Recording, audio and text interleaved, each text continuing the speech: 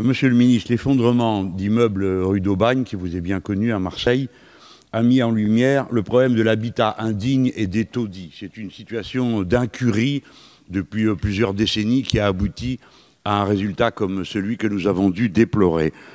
Mais ce n'est pas une situation spécifique à la ville de Marseille, je veux tout de suite le souligner. La Fondation Abbé Pierre parle de 600 000 personnes, 600 000 logements pourris dans toute la France. Des propriétaires sans scrupules, sur lesquels je veux pointer le doigt aujourd'hui, exploitent la pauvreté pour louer à des prix exorbitants des logements mal chauffés, moisis ou minuscules. Or, louer des taudis est illégal en France. D'après le code pénal, le délit d'hébergement incompatible avec la dignité humaine, c'est le terme qui est utilisé, est puni de 5 ans d'emprisonnement et de 150 000 € d'amende. C'est dire que c'est pris au sérieux par le code pénal. Dorénavant, s'y ajoutent des peines complémentaires comme la confiscation des biens ou l'interdiction d'acheter un logement pendant 10 ans. Pourtant, malgré l'ampleur du phénomène, les condamnations de marchands de sommeil se comptent sur les doigts de la main et cela est déplorable.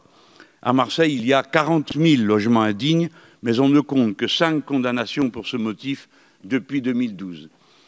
Il s'impose l'idée qu'il existe une certaine impunité, sentiment renforcé par le fait que nous avons dû apprendre que certains élus étaient eux-mêmes des propriétaires de logements indignes qu'ils louaient. De fait, les marchands de sommeil passent entre les gouttes à cause du manque de moyens dans la police et dans la justice. Je voudrais savoir si la guerre va être déclarée à ces criminels et si on va produire à leur égard une circulaire à l'endroit des magistrats du parquet pour lutter contre l'habitat indigne avec des consignes de fermeté comme le garde des Sceaux a pu en donner pour faire juger à la chaîne des Gilets jaunes, ainsi que vous le savez, Monsieur le ministre. La vérité est que l'habitat indigne, lorsque nous en avons connaissance, vous, moi, n'importe qui dans cet hémicycle, nous soulève de dégoût et de tristesse pour les pauvres gens qui y sont condamnés et pour l'exploitation dont ils font l'objet.